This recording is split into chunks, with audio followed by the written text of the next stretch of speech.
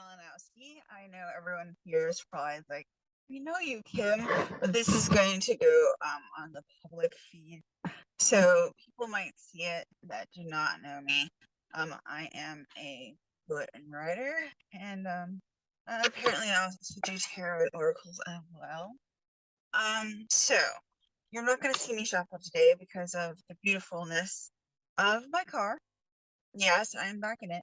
And if you see the green behind me, sort of, in my dirty back windows, it's been pretty dusty. That's why it's so dirty. I've been at the archaeology dig and over and over. And this is I guess it's the third day because this is a Wednesday when I'm filming this. This is for Thursday, Friday, and Saturday. So that would be the 29th, 30th, and 31st. No, it'd have to be the first, wouldn't it? Because the second is Sunday. Oh my goodness. Oh, we're gonna already be in October. Amazing. October is my favorite month, though. If you see me getting distracted, it's because people are coming. I'm in like this wildlife area. And to like my right is the porta potties 5 minutes away from my dig. We don't really have porta potties there, of course, and they're like, you can use the woods. And I'm like, honey, I ain't using the woods. Not really, unless I really have to. Yeah, they're not quite as woman friendly as I would like. I can knock on the door. Sometimes the gentleman is there. Just so that's nice. But you see the men doing that more, and I'm like, come on now, guys. If you guys are gonna tell me to like be in the woods, you can go be in the woods, right? I have a reputation, and I do not know what it is. It kind of makes me nervous because I'm either like considered like badass, like because I get back up after I fall 4 times in a day, or I'm a klutz and it's a good thing I signed a waiver. I don't know what it is. I can teach muscle cell, muscle. If you ever want to know about sediments and the different colors, and like the makeup of it, like when you touch dirt, if it's clay, silt, or loam, or sand, I'm the person to go to. I'm also wearing, I don't know if you can see it, your best my boobs, a Batman shirt. So like today I am Batman in the woods. I am going to be teaching my class from the location. Yeah, hotspots. All right, I'm gonna have to do a timestamp on that one because I had like the longest introduction of the world. Anyway, that's what Kim's life is. CBD cream.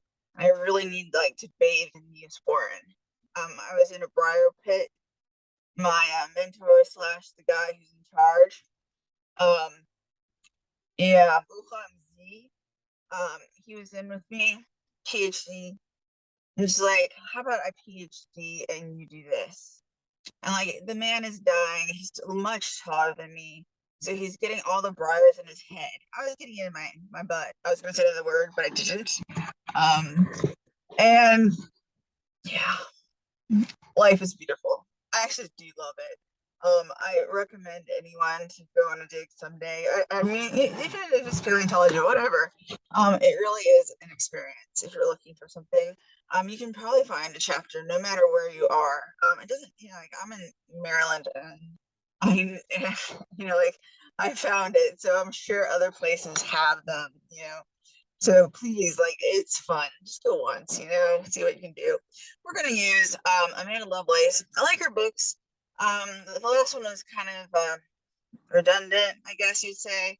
I'm guilty of some of the same things though, so I can't say anything about it. We sort of get into a mode and then we stay in it for a little bit, Now I did have 4 cards come out. So you can consider this first, the days, but it doesn't matter. I've already read them all, and they're more like life skills. So it's not like it's like I'm gonna do this in a day sort of skills, So let me get to the first one. The first one was library. All right, let me get this here. You can see it. Okay. As number 22, so that might be significant for you if you're into numbers. Okay, and you can see that she's being more of a puppet. She's being played upon. You're supposed to, it says, take control of your own narrative, which I really like how that is phrased. That we take control of our narrative. I've decided that I'm going to be a badass, poet writer. My life skill and my life goal, I guess, is to be able to run in the woods like machete, like we'll call him M, Dr. M with the machete, who's going through the woods like a madman, so that we can like dig just into the briars. So it must be much worse for him. Oh god, his chest was awful, and I'm just like, what did you do to yourself? But hey, now that is life goals. I want a machete, first of all, and second of all, I want to, be able to actually chop stuff versus me like, hopping on, on a shovel and it not doing anything, right? I have to admit, I'm all for women power, but I was like, dude, where's the man for one of them? Okay, so all back to your own narrative. We choose what our narrative is, right? So I chose to be like, hey, Dr. Z. And actually, he chose it. So I was sort of like beating it with a stick. Yeah, it was really totally effective. So it would have happened, but it would have been slow, right? So like it's sort of like what is that choice? Do you like look like you're not as awesome as you are, or like do you allow yourself to have help? Like sometimes having help makes you look better than just doing it yourself, right? So like that's like part of the narrative. Now I am going to read this, but like I think that the example is much more clear than the book. So it says take control of your own narrative. Someone else is trying to call the shots in your life. They think they can waltz in and control your every move, and you need to say no to their manipulation. It might be tempting to relinquish control, but if you give someone else power over your narrative, chaos will ensue. The stories inside of you make you a library on the verge of bursting, but only if you're the one to pick up the pen. Now, I agree with pick up the pen. I'm not getting that much negative energy in it. Like, yes, we're all like dictated by society, and maybe that is, an issue for us. Like I'm always complaining about my parents. It is an issue for me, and yet I'm not being a puppet. I'm like, hey, get me some gas. You know, I'm going to go do something, and I have been to the sunflower fields. I have, like I've like chosen like, you know after my cousin died, he's younger than me, I was like, oh no, no, no, I'm wasting my life. And like it was a wake up call. So like in some ways you have to be grateful as awful as that is, that you get that wake up call. So like consider this your wake up call, okay? So do what you want to do, no matter what. I mean, like life is short. And as a poet, poets are usually obsessed with death. I mean, like I have to put it that way because I mean, like if you look at poetry, you know. Okay, number 43, spaceship. Don't be afraid to sing. Now this one was the bonus one. It was separate. And they're all like in a row, even though I totally did really shuffle quite well. So spaceship, don't be afraid to sing. They have like the mermaids. You have the spaceship up above. That was really, really unique and interesting. I think that it goes with us almost, that we have to sort of like rise. We have to also sort of believe and sort of like trust and believe in the impossible. Like I hate to say the word miracle because it implies so much and it has a lot of baggage to it. But like that surprise maybe, or like that bonus that happens to us. It says you've been made to believe that your voice, your unique point of view in this world isn't worth very much. Let me tell you that it couldn't be further from the truth. Your words are worth all the stars in the night sky. So don't forget to sing whenever you have the chance. Your voice is powerful enough to sink a dozen spaceships. So I guess that's why it's talking about, the mermaids, the sinking a dozen spaceships. Like again, it's sort of a negative twist. I'm I like Amanda Lovelace a lot, but like her self empowerment sometimes has the opposite effect on me. So if you are resonating with that, terrific. That was number 43. Otherwise, like just consider it as an opportunity, okay? Like we have power, right? And maybe you're not sinking that starship. Maybe you're making that starship, or like it doesn't have to be like this negative sort of feeling with it that we are doing something wrong and we need to change. No, we always grow and change. I mean, that's life. I mean, inevitably, and like we want to grow and change. I mean, that's again part of life. I mean, like that's like what we're doing. So, okay, so take it with a bit of, I guess people say a bit of salt. I always change cliche phrases and everyone corrects me. It's just what I have to do as a poet. This is number 44, and it's storm. Every hurricane comes to an end. And like, I just got a card similar to this when I was listening to a reading, and it very much was talking about like the end of pain, or like there's an end of, I guess that you could say suffering, and the suffering is a really big word for it. But there was an end of something, a negative period, or a period of heaviness, maybe is probably what I should say. Of lethargicness, things are coming to an end. And also, if you don't resonate with that, projects will be coming to an end. All right, you might be finishing something. I just finished a manuscript. It's now being looked at by another poet. That sort of thing. Okay, so it can be all sorts of stuff. It can be career. I wouldn't read it as a relationship. But yeah, that sort of thing. Um, I will read it just in case that people resonate with it. In Summer 44 Storm, just when you thought things were taking a turn for the better, it came a hurricane at first. Now you find yourself utterly exhausted from trying to survive it all. Rest assured the clouds are finally starting to part, making room for the much needed sun. Like the clouds, you should also let go of the past or present pain in order to make room for something better. Yes. That would be like the heaviness sort of, message. If it is a creation sort of message coming to an end, it should be joyous. It might have been really hard, might have been, but it would be like a relief, and then a release. All right. And then finally of this deck, I have a few decks. It's gonna be, yeah. It's 45, the throne. All right, we'll start with Kim. Your potential is endless. This is manifestation. This is what we can do. This is what we choose to do. Now we had a choice card, right? Where you can choose to be who you want to be. You write your own story. Well, this is your story that you're writing, you know? So let's choose to be queens and kings and everything in betweens and go for it. Okay.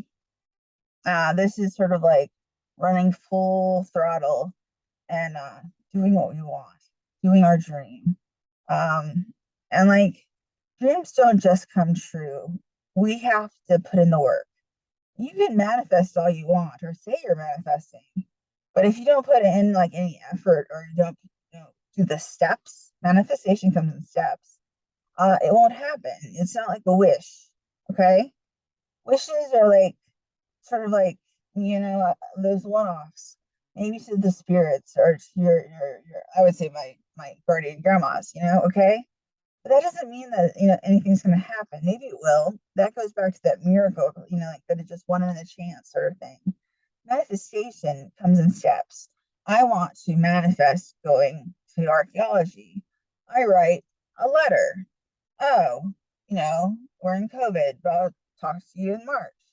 In March, here's a lab. Oh, great. The next week. You want to go on a dig? Me? Already? Okay.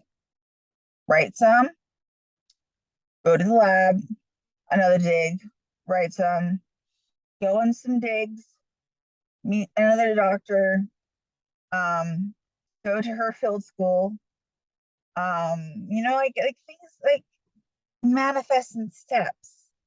Okay. So I want to make sure that you understand that it's not a wish. Um, it's not. I wish it was, right? It'd be so much easier. But I found like even in writing, people get like down on actually kind of nasty with me that I've gotten like books published first of all, and then more books to be published. And I'm like, I did the work, did the work. I manifested step by step. I relearned how to read and write, and then I took classes and classes and classes. Still learning to read and write, and like I learned to talk. I talk so much better now. I've had practice. I mean, like that's what I needed. I needed to teach where you have to talk, right? You have to read out loud. So, I mean, there you go, steps. I'm gonna read from Hocus Pocus for those of you that are into it. I'll probably be reading from this deck a few times. I really like it. All right, this is Eight of Pumpkins. I am thinking we got this before, last time that I did this deck. But I totally shuffled, so that means that we need the message again. So this is upright. You have begun learning a new skill that will benefit your career or craft. Your commitment and dedication will see you through. Remain diligent and listen to the wisdom of others. Who knows what spells you'll master by the end of your journey? You see that it goes exactly to, the other cards, right? It is like, manifestation you have to learn, right? So you just find a mentor and then you go from there, right? Now, this is the Ace of Wands. It is reversed, okay? And reversals aren't bad, but I want to make sure you know that it is inverted or reversed. All right, you have overcome great hardship. That is totally not the Ace of Potions. So you also get the Five of Potions because obviously you need it. And this one is reversed. You have overcome great hardship and are ready to brew a healing potion or two. Moving away from grief is never easy. It is necessary if we grow and learn. New loves, new passion, and new experiences await you.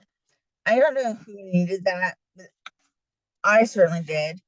So we just like accidentally manifested a different card, but it was totally like the one we needed, right? I needed that.